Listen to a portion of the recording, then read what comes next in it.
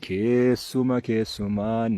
wal wajjin jiraachuu keessumaan wal wajjin jiraachuu yoon taane maal godhan gargarii fagaachuu waan yaaddoo si tahuuf garama jabaachuu waan kalee taane san yaadannus garama jabaachuu yoon taane maal godhan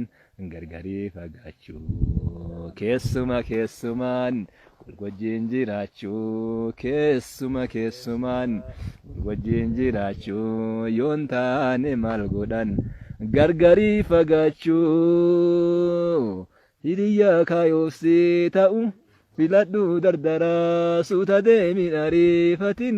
hingartuu jarjaraan atilleen amantee innis wajji deemtan karaa maal bu'aan jireenyaa gaaf